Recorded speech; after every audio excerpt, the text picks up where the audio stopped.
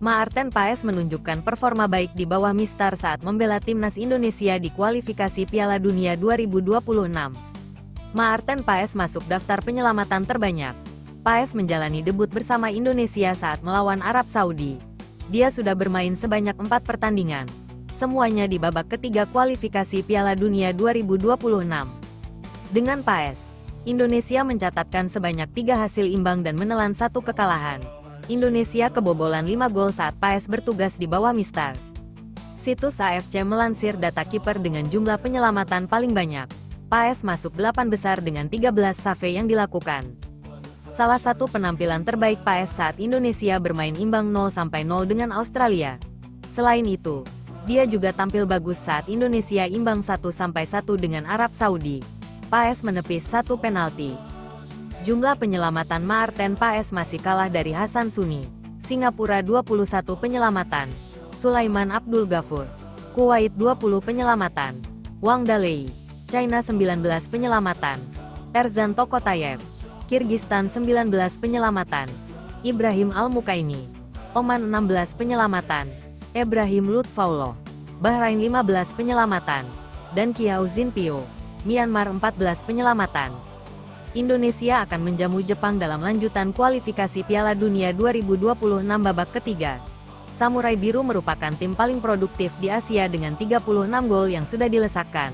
Oleh karena itu, kegemilangan dan konsistensi Maarten Paes kembali dibutuhkan saat menjalani pertandingan di Stadion Utama Gelora Bung Karno, Jakarta, Jumat, tanggal 15 November tahun 2024. Pukul 19 waktu Indonesia Barat, saat melawan raksasa Asia Jepang.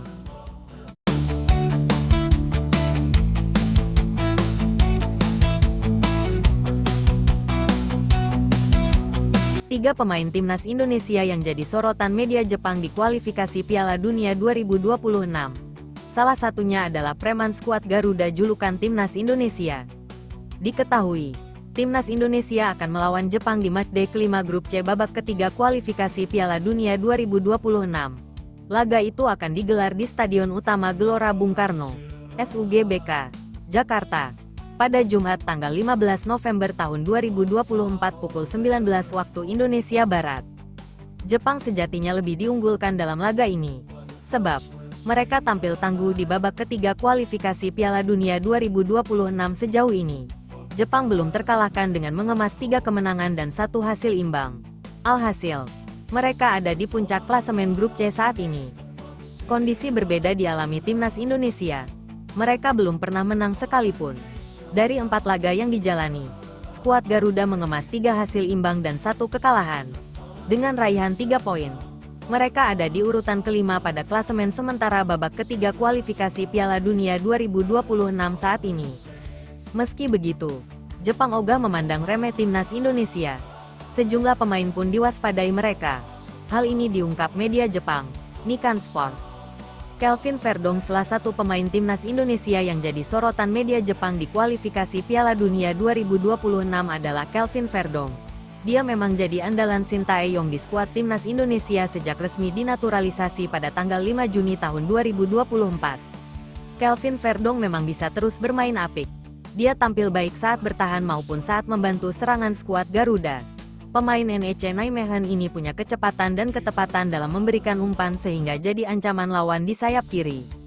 Banyak pemain Indonesia yang memiliki pengalaman mewakili Belanda di kelompok umur.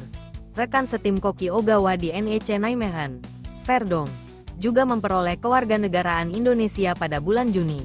Tulis media Jepang, Nikkan Sports. Pratama Arhan. Kemudian ada nama Pratama Arhan. Pemain yang satu ini juga masih terus jadi andalan Shin Tae-yong. Meski karirnya di luar negeri tak berjalan mulus, di klubnya saat ini, yakni Suwon FC, Pratama Arhan diketahui kesulitan mendapat jam bermain. Meski begitu, Pratama Arhan masih terus dipanggil Shin Tae-yong ke skuad Garuda, termasuk jelang melawan Jepang dan Arab Saudi. Hal ini tentu saja bukan tanpa alasan. Pasalnya, Arhan bisa terus bekerja apik. Pada laga melawan China pada bulan lalu, Arhan bahkan berperan besar dalam terciptanya gol sematawayang skuad Garuda.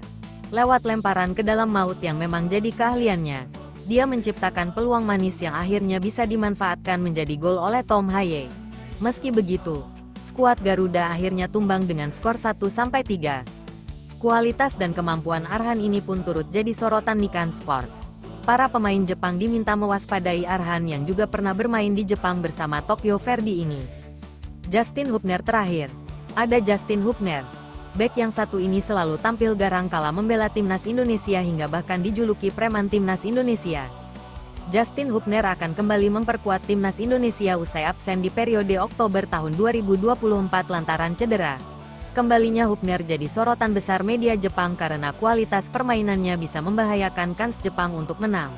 Bek keturunan Belanda Justin Hubner, Wolverhampton, yang bermain di J1 bersama Cerezo Osaka hingga musim panas ini, disebutkan dalam daftar tersebut. Tutup Nikkan.